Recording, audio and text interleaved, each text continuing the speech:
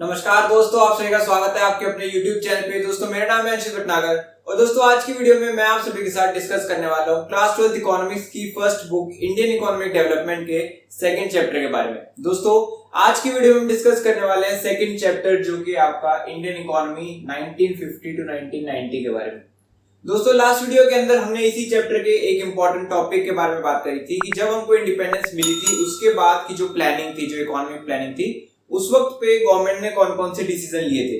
तो last video में हमने डिस्कस करा था कि इंडिया ने मिक्स इकोनॉमी को ऑप्ट करा था, उन्होंने मिक्स्ड इकोनॉमी को चूज करा था कि आगे की जो आप कह लीजिए जो प्लानिंग है वो मिक्स्ड इकोनॉमी के तौर पे चलेगी और वहीं पे मिक्स्ड इकोनॉमी में गवर्नमेंट को एक मेजर रोल प्रोवाइड करा गया था और उसका एक रिजल्ट ही निकला था कि 1950 में गवर्नमेंट ने एक प्लानिंग कमीशन को एस्टैब्लिश करा था और उस प्लानिंग कमीशन में आपने देखा था कि हमने बात करी थी आपके 5 ईयर प्लान्स के बारे में कि जो प्लानिंग कमीशन थी वो 5 ईयर प्लान्स को एस्टैब्लिश करती थी आगे के 5 साल के बारे में कि कौन कौन सी चीजों को डेवलप करना है, कौन कौन सी चीजों के अंदर इन्वेस्ट करना है, वो उन सभी चीजों के बारे में बात करते थे। ठीक है दोस्तों, तो अगर आपने अभी तक हमारी लास्ट वीडियो नहीं देखी है तो आप जाके लास्ट वीडियो देख सकते हो।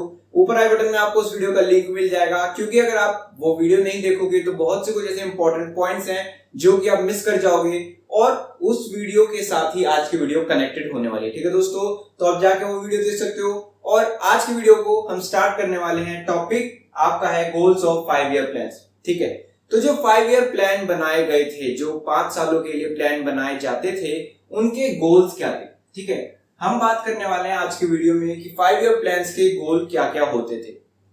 तो दोस्तों आप देखोगे कि जो पहला 5 ईयर प्लान था 1950 में प्लानिंग कमीशन एस्टैब्लिश हुई थी और उन्होंने 5 ईयर प्लान के नोशन को, कंसेप्ट को इंट्रोड्यूस करा था। ठीक है, तो जो पहले 5 ईयर प्लान एस्टैब्लिश हुए थे, आप देख लीजिए जो फर्स्ट 5 ईयर प्लान था वो था for the time period of 1 April 1951 to 31 March 1956। ठीक है, इन पहले 5 सालों के लिए फर्स्ट 5 ईयर प्लान एस्टैब्लिश करा गया था। ये आपके टाइमिंग्स हो गई, आपके डेट्स हो गई, इनको आप नोट कर सकते हो 1 मार्कर के लिए। अब इसके बाद हम बात करने वाले गोल्स।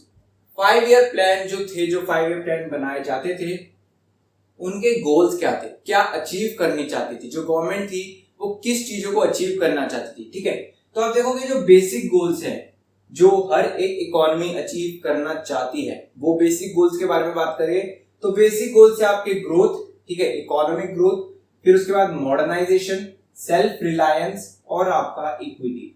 ठीक है, ग्रोथ हो गया आपका कि ओवरऑल इकोनॉमिक ग्रोथ करना। मॉडर्नाइजेशन का मतलब हो गया कि इकोनॉमी को मॉडर्नाइज करना, मॉडर्न टेक्निक का इस्तेमाल करना। सेल्फ रिलायंस का मतलब हो गया कि अपने आप निर्भर। ठीक है, आत्मनिर्भर, जो आज के टाइम पे बहुत ही ज्यादा प्रेवलेंट है कि आत्मनिर्भर भारत। ठीक है, तो सेल्फ रिलायंस, अपने ऊपर ही डिपेंडेंट रहना, किसी फॉरेन कंट्री या किसी फॉरेन पावर के ऊपर डिपेंडेंट नहीं होना। और जो फोर्थ पॉइंट है, जो कि मेजर और इंपॉर्टेंट पॉइंट है, वो है इक्विटी। ठीक है, कि सभी ग्रोथ, मॉडर्नाइजेशन और सेल्फ रिलायंस होने के बाद भी एक इंपॉर्टेंट रह जाता है, वो है इक्विटी। कि अगर इकोनॉमी ग्रोथ कर भी जाती है तो उसके बाद इक्विटी मौजूद होनी चाहिए। सभी लोगों को, सभी सेक्शंस को आप कह लीजिए इक्वल बेनिफिट मिलना चाहिए। ठीक है, ऐसा ना हो कि एक सेक्शन बहुत ही ज्यादा बैकवर्ड होता जा रहा है और एक सेक्शन बहुत ही ज्यादा डेवलप होता जा रहा है। ठीक है, तो सभी बेसिक गोल्स के बारे में डिस्कस करते हैं। तो जो पहला गोल है वो है हमारा ग्रोथ। ठीक है, यहां हम गए इकोनॉमिक ग्रोथ। तो इकोनॉमिक ग्रोथ का आप कह लीजिए मीनिंग क्या होता है। ठीक है, इकोनॉमिक ग्रोथ का मीनिंग होता है कि विद इन द कंट्री जो प्रोडक्टिव कैपेसिटी है, ठीक है, जो आपके प्रोडक्टिव कैपेसिटी है कंट्री की, उसको इंक्रीज करना। ठीक है, फाइनल गुड्स, जो आपके फाइनल आउटपुट्स होते हैं गुड्स और सर्विसेज के अंदर। ठीक है, तो आप देखोगे जो आपके गुड्स और सर्विसेज मौजूद होती हैं, जो आपके विद इन द कंट्री बनाई जाती है। ठीक है, जो सर्विसेज और जो गुड्स प्रोवाइड करे जा रहे हैं विद इन द कंट्री, हमको उनकी प्रोडक्टिव कैपेसिटी बढ़ानी थी। जब ये प्रोडक्टिव कैपेसिटी बढ़ जाएगी तब माना जाता है कि इकोनॉमी ग्रो कर रही है। ठीक है, इकोनॉमिक ग्रोथ हो रही है। लेकिन आप देखोगे कौन कौन सी चीजें ऐसे सिंबलाइज कर सकती हैं कि इकोनॉमिक ग्रोथ हो रही है। आप देखोगे कि कैपिटल गुड्स, या हम कहे जो कैपिटल मशीनरी है, अगर कैपिटल मशीनरी का स्टॉक बढ़ता हुआ दिखाई देता है, इंक्रीज होता हुआ दिखाई देता है, ठीक है, तो ये सिंबलाइज करता है कि हाँ इकोनॉमिक ग्रोथ हो रही है। अगर आपके सर्विसेज की कंडीशन अच्छी हो रही है, सर्विसेज की जो आप कह लीजिए जो प्रोडक्टिविटी है वो अच्छी हो रही है, इंक्रीज हो रही है, तो हम मानते हैं कि इकोनॉमिक ग्रोथ हो रही है। ठीक है, यहाँ पे सर्विसेज के तौर पे आप ले सकते हो इंफ्रास्ट्रक्चर के बारे में, जो कि हमने डिस्कस कर रखा है पॉइंट। ठीक है, और साथ ही साथ में जो आपका ओवरऑल प्रोडक्टिव कैपेसिटी है, जब वो इंक्रीज होता है तब माना जाता है कि इकोनॉमी ग्रोथ हो रही है, आपकी ओवरऑल इकोनॉमिक ग्रोथ मौजूद है। ठीक है, लेकिन कैसे इंडिकेट करेंगे? आप देखोगे जब एक इकोनॉमी के अंदर स्टेडी इंक्रीज होता है, जीडीपी के अंदर जब जीडीपी का स्टेडी इंक्रीज होता है, जीडीपी का मतलब समझ लो, जीडीपी आपका ग्रॉस डोमेस्टिक प्रोडक्ट। ठीक है, ग्रॉस डोमेस्टिक प्रोडक्ट। अब इसके अगर डेफिनेशन के बारे में बात करें, ठीक है, अगर लिटरल डेफिनेशन के बारे में बात करें तो जीडीपी का आपका मतलब होता है कि एक साल के अंदर जो आपके फाइनल गुड्स और आपके सर्विसेज हैं उनकी वैल्यू, मतलब कि GDP is equal to value of final goods and services within the time frame of 1 year. ठीक है, एक साल के अंदर जो फाइनल गुड्स और सर्विसेज है अगर उसकी वैल्यू बढ़ती जा रही है, स्टेडी इंक्रीज दिखाई दे रहा है, लगातार बढ़ती जा रही है, साल दर साल वो बढ़ती जा रही है, तो माना जाता है कि इकोनॉमी ग्रोथ हो रही है। इकोनॉमी में आप कह लीजिए ओवरऑल इकोनॉमी बढ़ती जा रही है, डेवलप होती जा रही है। ठीक है, अब आपकी जो जीडीपी है, जीडीपी के अंदर सभी डिफरेंट सेक्शंस कंट्रीब्यूट करते हैं। ऐसा नहीं है कि सिर्फ और सिर्फ एग्रीकल्चरल सेक्टर ने कंट्रीब्यूट कर दिया जीडीपी के अंदर तो आपकी जीडीपी राइज करेगी। ठीक है, इकोनॉमी ग्रोथ होगी। जीडीपी के अंदर सभी सेक्टर्स कंट्रीब्यूट करते हैं, जैसे कि आपके एग्रीकल्चरल सेक्टर हो गया, इंडस्ट्रियल सेक्टर हो गया, सर्विस सेक्टर हो गए। ये सभी सेक्टर जब कंट्रीब्यूट करते हैं तभी जाकर आपकी जीडीपी के अंदर राइज आता है, तभी आपकी जीडीपी इंक्रीज होती है और उससे हमको ये पता चलता है कि हाँ इकोनॉमी ग्रोथ हो रही। ठीक है, ये जो होती है, ये जो आपके तीनों सेक्टर्स का जो आप कह लीजिए कंट्रीब्यूशन होता है। ठीक है, जब तीनों अलग अलग सेक्टर कंट्रीब्यूट करते हैं जीडीपी के अंदर तो उनको इकोनॉमिक लैंग्वेज के अंदर हम कहते हैं स्ट्रक्चरल कंपोजिशन। ठीक है, कि ओवरऑल ग्रोथ के अंदर स्ट्रक्चरल कंपोजिशन में कौन से सेक्टर ने कितना कंट्रीब्यूट करा। ठीक है, इसको आप देखोगे एक पाई चार्ट की मदद से समझाया जा सकता है कि कौन से सेक्टर ने कितना कंट्रीब्यूट करा। यहाँ पे आप देख लीजिए, यहाँ पे आ सकता है कि एग्रीकल्चरल सेक्टर का कंट्रीब्यूशन हो गया, यहाँ पे आपके इंडस्ट्रियल सेक्टर का और यहाँ पे आपके सर्विस सेक्टर का। ठीक है, तो ये जो रिप्रेजेंटेशन होता है इसको हम स्ट्रक्चरल कंपोजिशन कहते हैं। ठीक है, तो जो पहला गोल है, जो पहला गोल होता है हर एक इकोनॉमी का, जब इंडिपेंडेंस मिली थी तो सबसे पहला जो गोल था इंडियन इकोनॉमी का वो यही था कि इतनी बुरी हालत में इकोनॉमी मिली है, अब इसकी ग्रोथ करनी है। ठीक है, इकोनॉमी ग्रो करनी पड़ेगी। दूसरा जो एस्पेक्ट था, दूसरा जो बेसिक गोल था वो था आपका मॉडर्नाइजेशन। इकोनॉमी को मॉडर्नाइज करना है, क्योंकि आप ये बात जानते हो कि ओवरऑल, ठीक है, ब्रिटिशर्स का जितना भी रूल था 200 सालों तक इंडियन इकोनॉमी मॉडर्नाइज नहीं थी। वो ट्रेडिशनल वे के अंदर ही बिलीव करती थी और उसी तरीके से चलती आ रही थी और हम इसको कह सकते हैं ये एक मेजर रीजन था कि इकोनॉमी ग्रो नहीं हो रही थी। ठीक है, क्योंकि मॉडर्नाइजेशन नहीं थी। तो अब जब हम इंडिपेंडेंट हो चुके थे, अब हमारी इकोनॉमी हमारे हाथों में थी, तब आपके लीडर्स ने सोचा कि मॉडर्नाइजेशन करना जरूरी है। जब तक मॉडर्नाइजेशन नहीं होगी, इकोनॉमी को मॉडर्नाइज नहीं करा जाएगा, तब तक बहुत कम पॉसिबिलिटी है कि इकोनॉमी ग्रो कर सकेगी। ठीक है, तो मॉडर्नाइजेशन करी गई इकोनॉमी में। मॉडर्नाइजेशन कैसे करी गई? 2 इंपॉर्टेंट चीजों को अडॉप्ट करा गया। ठीक है, पहली चीज है आपकी adoption of new technology. New technology को अडॉप्ट करा गया। प्रीमियम टेक्नोलॉजी मौजूद थी लेकिन वो इतना ज्यादा प्रोडक्टिव कैपेसिटी नहीं बढ़ा पा रही थी, इतना ज्यादा प्रोडक्शन नहीं हो पा रहा था, इसीलिए न्यू टेक्नोलॉजी को अडॉप्ट करा गया। ठीक है, बड़ी बड़ी मशीनरीज को एस्टैब्लिश करा गया, कैपिटल इंडस्ट्रीज को बनाया गया और ज्यादा से ज्यादा टेक्नोलॉजी को लाया गया, टेक्नोलॉजी को अपग्रेड करा गया ताकि जो आपके प्रोडक्ट है, ठीक है, जो आपका प्रोडक्शन है वो इंक्रीज कर सके। ठीक है, दूसरी जो चीज करी गई थी मॉडर्नाइजेशन के अंदर वो थी चेंज ऑफ सोशल आउटलुक। ठीक है, अब चेंज ऑफ सोशल आउटलुक का मतलब क्या होता है? सोशल आउटलुक का मतलब होता है कि सोसाइटी की तरफ देखने वाले नजरिया। ठीक है, हम सोसाइटी को जिस तरीके से देखते हैं हमको उस नजरिए को बदलना पड़ेगा। तो जो दूसरा पार्ट था मॉडर्नाइजेशन का वो था चेंज इन सोशल आउटलुक। हम जिस तरीके से सोसाइटी को देख रहे हैं उसको बदलिए। ठीक है, पहले का आपका सोशल आउटलुक क्या था? पहले का सोशल आउटलुक बेसिकली आपकी इकोनॉमी मेजर थी, सेंटर थी मेंस के ऊपर। ठीक है, कि आदमी ही इकोनॉमी चलाएंगे, आदमी ही सारा काम करते हैं और आदमी के ऊपर ही आप कह लीजिए सभी जो चीजें होती है वो डिपेंडेंट होती है। ठीक है, वुमेन्स को वुमेन्स को इतनी ज्यादा अपॉर्चुनिटी नहीं दी जाती है कि वो इकोनॉमी रन कर सके, वो अपने टैलेंट को शोकेस कर सके, या फिर वो अलग अलग सेक्टर्स के अंदर अपना कंट्रीब्यूशन प्ले कर सके। ठीक है, तो मॉडर्नाइजेशन में अब एक चीज आई कि सोशल आउटलुक के प्रति अपना नजरिया बदल दिए। सिर्फ और सिर्फ मैन के कंट्रीब्यूशन से इकोनॉमी इतनी ज्यादा डेवलप नहीं हो पाएगी, अब वुमेन्स को भी इंक्लूड करा जाता था। ठीक है, तो सोशल आउटलुक बदला तो आपकी इकोनॉमी मॉडर्नाइज हुई। ठीक है, अब वुमेन्स को भी कंट्रीब्यूट करा जाता था, वुमेन्स को भी इंक्लूड करा जाता था और वुमेन्स अपना कंट्रीब्यूशन भी देती थी। ठीक है, तो जो दूसरा पॉइंट है वो है मॉडर्नाइजेशन की, इकोनॉमी को मॉडर्नाइज करना है। ठीक है, तीसरे गोल के बारे में बात करते हैं।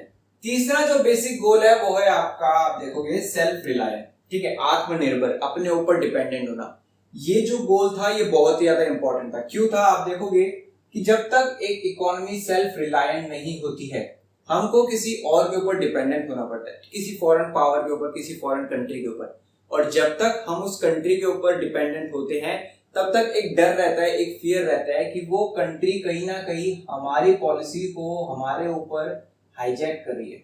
ठीक है, तो इस फियर को हटाने के लिए उस समय की, जब हमको आप कह लीजिए कॉलोनियल कंट्री थे, हमको आजादी मिली थी, उस वक्त पे ये डर और ज्यादा था कि अभी ब्रिटिशर्स हटे हैं, कोई दूसरी पावर ना आ जाए। इसीलिए सबसे पहला जो चीज थी वो थी सेल्फ रिलायंस। और अगर हम बात करें स्पेसिफिकली तो सेल्फ रिलायंस इन फूड ग्रेन्स। ठीक है, फूड प्रोडक्शन के अंदर सेल्फ रिलायंस की बहुत ज्यादा इंपॉर्टेंट थी उस वक्त। ठीक है, कि हमको फूड प्रोडक्शन में अपने आत्मनिर्भर होना है, अपने ऊपर डिपेंडेंट होना है, किसी दूसरी कंट्री के ऊपर डिपेंडेंट नहीं होना है। ठीक है, तो सेल्फ रिलायंस करने के लिए क्या जरूरत थी? सेल्फ रिलायंस के लिए जरूरत थी डेवलपमेंट थ्रू डोमेस्टिक रिसोर्सेज।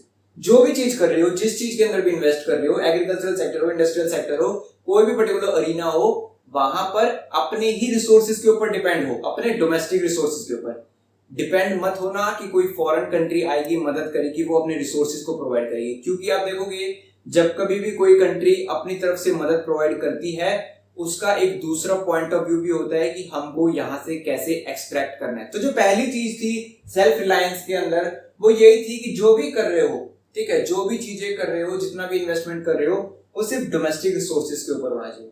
और जितना ज्यादा डोमेस्टिक रिसोर्सेज के ऊपर डिपेंडेंट होगे, उतना ही ज्यादा आप कह लीजिए आपकी इकोनॉमी सेल्फ रिलायंट होगी, किसी दूसरे के ऊपर डिपेंडेंट नहीं होना पड़ेगा। ठीक है, उस वक्त पे सेल्फ रिलायंस की एक अलग ही इंपॉर्टेंस थी। क्योंकि आप देखोगे यहाँ पे हम 2 पॉइंट मेंशन करने वाले हैं कि सेल्फ रिलायंस इतना ज्यादा इंपॉर्टेंट क्यों था।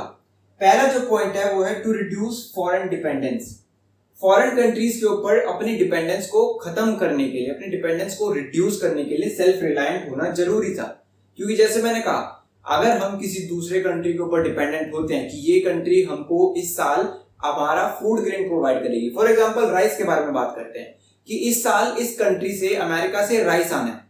अगर हम अमेरिका के ऊपर डिपेंडेंट हैं कि वो हमारे को राइस भेजेगा, तो अमेरिका ये बात जानता है कि अगर मैं यहाँ पे राइस भेज रहा हूं तो मैं अपनी पॉलिसीज लागू कर सकता हूँ। क्योंकि यहाँ पे इंडिया वालों को जरूरत है राइस की, अगर राइस नहीं आएगा तो ये लोग भूखे मर जाएंगे। ठीक है, इसलिए अमेरिका फूड ग्रेन प्रोवाइड करने के साथ ही साथ अपनी पॉलिसी इस्तेमाल करता था। ठीक है, और इंडिया के अंदर अमेरिकन पॉलिसीज चलती थी जिससे अमेरिका को बेनिफिट मिले। इसीलिए फॉरेन डिपेंडेंस को रिड्यूस करना था। ठीक है, ताकि आपके हम फॉरेन डिपेंडेंस को रिड्यूस कर सके और जो आपके कह लीजिए फॉरेन पावर्स है वो अपनी पॉलिसी को इंट्रोड्यूस ना कर सके किसी भी पर्टिकुलर एरिया के अंदर। और दूसरी चीज थी टू रिड्यूस फॉरेन इंटरफेरेंस। क्या होता था, जब कभी भी कोई चीज इंपोर्ट कराई जाती थी, फूड ग्रेन्स इंपोर्ट कराए जाते थे, तो आप देखोगे इंडियन पॉलिसीज के अंदर दूसरे कंट्री इंटरफेयर करना स्टार्ट कर देते थे। हमारी कंट्री है, हम अपने आप डिसीजन ले सकते हैं किसी भी पर्टिकुलर एरिया के ऊपर, किसी पर्टिकुलर सेक्टर के ऊपर, लेकिन जब हम किसी के साथ आप कह लीजिए रिलेशनशिप में, जब हम उसके ऊपर डिपेंडेंट है कि हाँ वो फूड ग्रेन प्रोवाइड करेगा, तब हमको उसकी बात माननी पड़ेगी। हमारी पॉलिसीज के अंदर कंप्लीट कंट्रोल हमारा होना चाहिए, लेकिन हमको उसकी बात माननी पड़ेगी क्योंकि वो हमको फूड ग्रेन प्रोवाइड कर रहा है। इसीलिए 2 इंपॉर्टेंट रीजंस थे कि इंडिया को सेल्फ रिलायंट क्यों होना था। पहली चीज कि फॉरेन डिपेंडेंस कम करने के लिए, और दूसरी चीज फॉरेन इंटरफेरेंस कम करने के लिए इंडिया को सेल्फ रिलायंट होना पड़ा था। ठीक है, तो आप देखोगे 3 बेसिक गोल को अभी हम डिस्क्राइब कर चुके हैं। पहला है आपका इकोनॉमिक ग्रोथ, इकोनॉमिक ग्रोथ कैसे करी गई थी। दूसरा है आपका मॉडर्नाइजेशन, इकोनॉमी को मॉडर्नाइज करना, और तीसरा है आपका सेल्फ रिलायंस की आत्मनिर्भर होना। ठीक है, आज के टाइम पे जो बहुत ही ज्यादा प्रेवलेंट है। आज भी इंडिया को आत्मनिर्भर करने के लिए अलग अलग चीजों को इम्पोज करा जा रहा है, अलग अलग चीजों को लगाया जा रहा है, लागू करा जा रहा है, जो कि बिल्कुल सही है। ठीक है, इसी तरीके से एक कंट्री, एक इकोनॉमी डेवलप होती है। तो आप देखोगे ये 3 बेसिक आप कह लीजिए गोल्स थे जो कि उस समय पे अचीव करने थे। 5 ईयर प्लान की मदद से ये गोल्स अचीव करने थे। लेकिन इसके साथ ही साथ एक और मेजर गोल था जो अभी बाकी है, ठीक है, इक्विटी। कि इक्विटी का जो गोल था, जो 5 ईयर प्लान्स के अंदर मौजूद था कि हमको इक्विटी भी लानी है। तो अब हम बात करते हैं कि इक्विटी का जो गोल था वो क्यों अचीव करना था और किस तरीके से अचीव करा जाना था। चलिए दोस्तों, डिस्कस करते हैं हमारे लास्ट मेजर बेसिक गोल के बारे में कि इकोनॉमी के अंदर जो 5 ईयर प्लान थे उसका जो लास्ट आपका गोल था, जो बेसिक गोल था इक्विटी। तो इक्विटी के बारे में हम पढ़ते हैं। तो आप देखोगे जो पहले 3 गोल थे, इकोनॉमिक ग्रोथ, मॉडर्नाइजेशन और सेल्फ रिलायंस, ठीक है, माना जाता है कि उन तीनों की इंपॉर्टेंस बिल्कुल भी नहीं रह जाएगी अगर इक्विटी नहीं रहेगी। ठीक है, आपके जो आप कह लीजिए जो आपके जो फिलोसफर्स हैं, आपके जो इकोनॉमिस्ट हैं, वो मानते हैं कि अगर इक्विटी नहीं है, सोसाइटी के अंदर इक्विटी नहीं मौजूद नहीं है, तो आपकी इकोनॉमिक ग्रोथ नहीं मानी जा सकती। ठीक है, क्योंकि आप देखोगे इक्विटी का मतलब होता है कि जो बेनिफिट है इकोनॉमी के अंदर, जो भी बेनिफिट्स आ रहे हैं वो सभी सेक्शंस के द्वारा अवेल करे जाने चाहिए। मतलब ऐसा नहीं होना चाहिए कि सारे बेनिफिट एक पर्टिकुलर सेक्शन के पास जा रहे हैं, सभी बेनिफिट्स को सभी सेक्शंस के पास आना चाहिए। ठीक है, तो मतलब कि ऐसा होना चाहिए इक्विटी के माध्यम से कि सभी सेक्शन, सभी क्लासेस, सभी क्रीड्स के पास बेनिफिट्स मौजूद हो। ऐसा ना हो कोई एक सेक्शन डेवलप होता चला जाए और एक पर्टिकुलर सेक्शन आपका बैकवर्ड हो जाए। ठीक है, आप देखोगे इक्विटी क्या करता है। इक्विटी का बेसिक मीनिंग है आपका to raise standard of living. ठीक है, जो स्टैंडर्ड ऑफ लिविंग है, जो लोगों के स्टैंडर्ड ऑफ लिविंग है उनको रेज करना। ठीक है, इक्विटी का मानना है कि सभी पर्सन्स के पास बेसिक नेसेसिटीज मौजूद होनी चाहिए। आपके हाउस, क्लोथ्स, फूड, आपके शेल्टर, ठीक है, एजुकेशन हो गया, हेल्थ केयर फैसिलिटीज होनी चाहिए। सभी के पास, सभी पीपल के पास वो बेसिक नेसेसिटी मौजूद होनी चाहिए इक्विटी के तहत। ठीक है, और साथ ही साथ में प्रमोट सोशल जस्टिस, सोसाइटी के अंदर सोशल जस्टिस प्रमोट करी जाए। ठीक है, तो जो आपका 4th जो बेसिक गोल था वो था इक्विटी की सभी गोल्स को जो बेनिफिट आ रहा है, तीनों गोल को मिलाकर जो बेनिफिट आ रहा है वो सभी में इक्वली डिवाइड होना चाहिए। सभी सेक्शंस के पास अपॉर्चुनिटी होनी चाहिए कि वो बेनिफिट्स को अवेल कर सके। ठीक है, और साथ ही साथ में जो लिविंग स्टैंडर्ड्स है उनको रेज करा जाए और सोसाइटी के अंदर सोशल जस्टिस को प्रमोट करा जाए। ठीक है दोस्तों, तो आज की वीडियो में हमने बेसिकली बात करी है basic goals of 5 year plan. ठीक है, कि 5 ईयर प्लान के बेसिक गोल्स क्या थे। 4 बेसिक गोल थे। पहली, इकोनॉमिक ग्रोथ होनी चाहिए। दूसरी, इकोनॉमी को मॉडर्नाइज करा जाना चाहिए। तीसरी, इकोनॉमी को सेल्फ रिलायंट होना चाहिए। और चौथी, इक्विटी। ठीक है, कि आपकी जो कह लीजिए बेनिफिट्स हैं वो सभी में इक्वली डिवाइड करे जाए।